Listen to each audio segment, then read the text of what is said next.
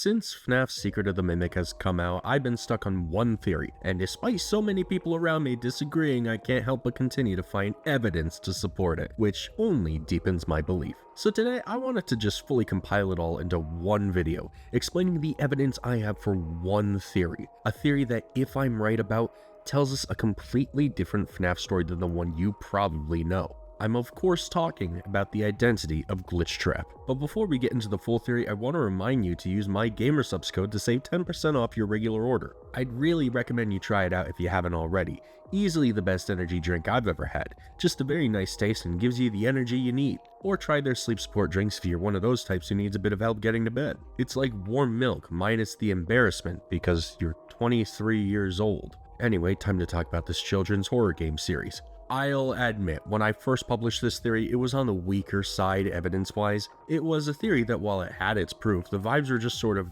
off. Leading up to the release of Secret of the Mimic, the popular theory was that the Mimic was Glitchtrap and Burntrap, and that somewhere along the way it decided to start mimicking William Afton for some unknown reason. But the package Secret gave us didn't really enforce this. The Mimic doesn't become Glitchtrap in this game, and William Afton is only referenced twice. To top things off, we also found that the Mimic as we know them from Ruin is actually a copy of a previously existing Mimic, and became violent after the death of David Murray. In many ways, Secret of the Mimic, despite being a fantastic game, didn't satisfy the questions we wanted answers to. However, it did give us bits and pieces to work off of. For example, in the bad ending of the game, M2 stuffs you into the Fredbear suit, and you recreate the stuffed ending of Help Wanted, cementing the idea that this Mimic is Glitchtrap.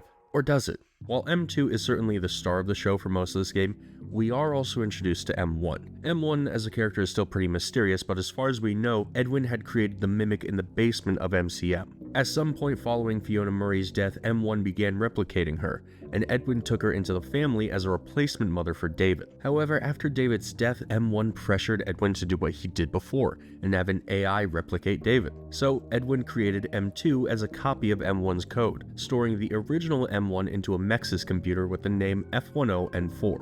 Fiona. From there, it's hard to say how much influence M1 had on the rest of the story, although from what we can surmise, Edwin likely still would have been able to communicate with them as M1 was tapped into the speaker communications. But at the moment, we don't have any reason to believe there actually was contact between the two after this point. In Arnold's story, or the player's story, M1 disguises himself as the dispatcher from Fazbear Entertainment, guiding Arnold throughout the facility and collecting the various permissions needed to get into Edwin's office. Their reasons for doing this are unknown, but by disobeying their final command, Arnold learns the truth about who's been leading him this whole night, and M1 makes a plea to Arnold to end this nightmare and run the Cradle program. What this does exactly is debatable. It could be what causes the destruction of the house and the factory in the ending of the game, or it could be the program that convinces the Mimic to steal Arnold's data diver, or it could be something entirely separate from either of those options. I'm going through the entire story here to paint M1 in a specific way for you. Here's what's important to remember. 1. M1 is the original Mimic, and as it stands, we don't know why they started mimicking Fiona. 2. M1 is the one to convince Edwin to create M2 and bring David back. 3. M2 is a copy of M1's code, meaning that they should be pretty similar in thoughts, goals, or other ways. 4. M1 is manipulative and definitely isn't telling Arnold everything, even when she meets him face to camera. When putting all this together, I realized that narratively speaking, it made way more sense for M1 to eventually become Glitchtrap than for M2. But we're going to explain that a little more clearly than I have in previous videos, as well as debunk the evidence that suggests M2 is Glitchtrap instead. First off, let's look at Moon.exe. This is an interesting adventure game that you progress through by picking up items found in the real world to be found in the game. It's actually how you get to the game's quote-unquote best ending, as you need all items to get there, including one that only spawns after you've already beaten the game once. What's interesting about this game for this conversation is Sun, an old woman who lives in a cabin in the woods. What I find so interesting is that although all of Moon.exe is metaphorical, Scott and Steelwool actually threw us a bone here by having M1 confirm herself to be Sun. With this in mind, we can view whatever Sun does as reflective of M1's past. In Moon.exe, Sun has you repair some masks, and then makes a mask for you out of the face of the baby owl that she's killed, and seems to be cooking. But most fans agree that the baby owl is most likely our stand-in for David, what with them being a young character whose death has rippling effects further in the game. If we take this as the game presents it, then M1 definitely had a hand in David's death, most likely causing it intentionally. Why would they do this, however? It's hard to say at the moment, but I do think she needed David out of the way to convince Edwin to create M2. And this is behavior later seen with Glitchtrap, creating various proxies or copies of itself through Vanessa and Gregory.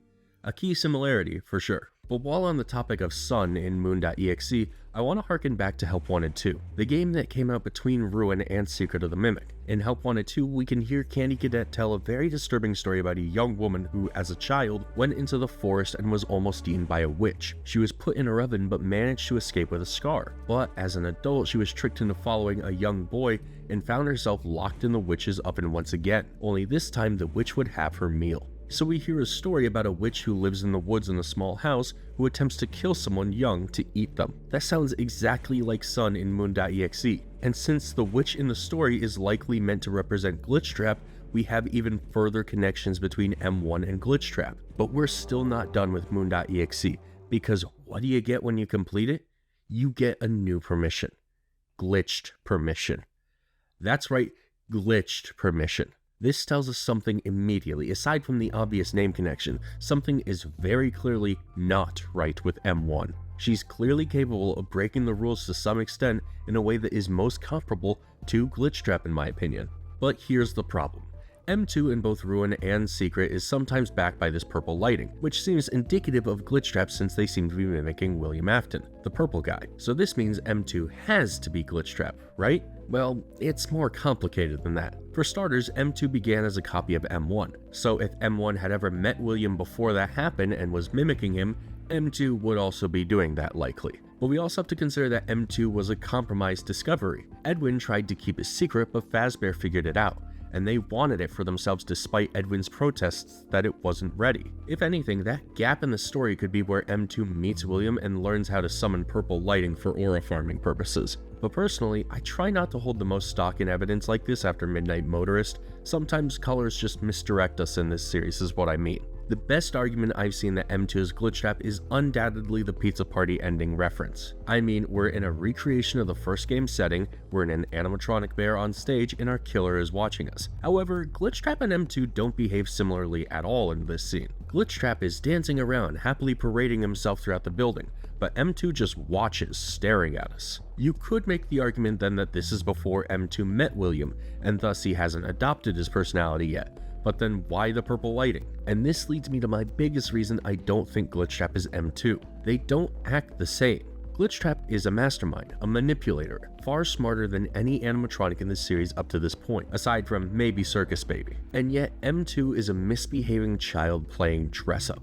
Glitchtrap has goals, M1 has goals, but M2 seemingly doesn't. The closest we get to that is in Ruin, where it manages to trick Cassie into freeing it, but even then it bangs its hands on glass and tries to reach through an elevator door to a point where it loses an arm. Glitchtrap is not that kind of character. He's the witch, the one who tricks people into climbing into his oven rather than chasing them around his house. Now, before I continue, I feel I should mention that we very clearly have a missing chapter in this story. We don't know what steps lead from M1 being primarily Fiona to primarily Afton. However, I do sort of have an explanation for that. Something you might not realize when going through the first Help Wanted is that Tape Girl never describes what Glitchtrap actually looks like. She calls him a character, but that term is so vague there's no way to tell if she saw him as this bunny man or not. However, Vanessa definitely did.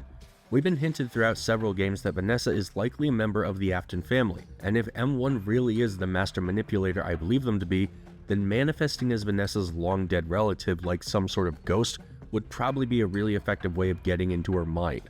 And since Gregory would likely be interacting with Vanny following that, then it makes sense why he'd know M1 as Glitchtrap too. Glitchtrap could be an identity that M1 assumes for the sole purpose of tricking Vanessa, because she was vital to getting M1 into the Pizzaplex after it was finished construction, so that she could be reunited with M2. But then what does that make Mexus?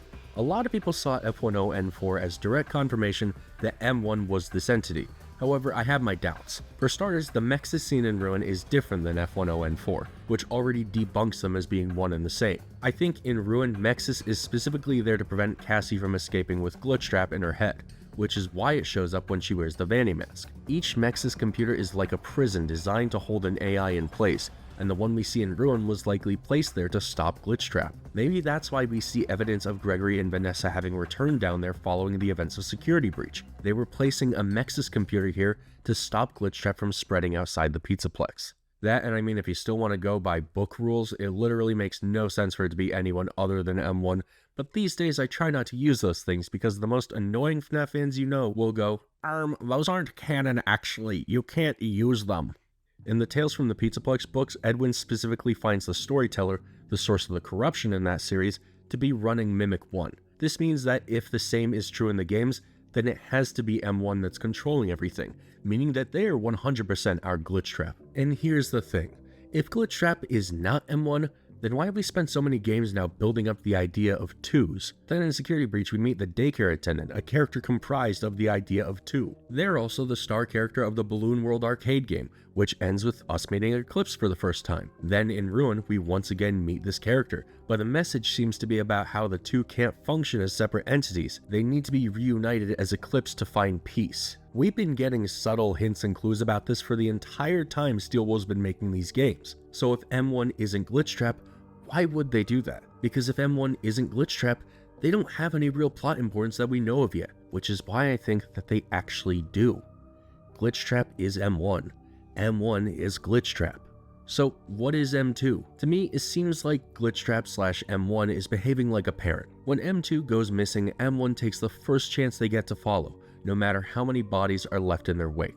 M2 getting stuck down there after the Pizzaplex has collapsed leads M1 to sort of panic, and it realizes it needs new proxies. This leads to the events of Help Wanted 2 and Ruin. Ruin is basically a rescue mission, with Mexus stopping both of them until Cassie gets rid of him. And that's my theory from start to finish.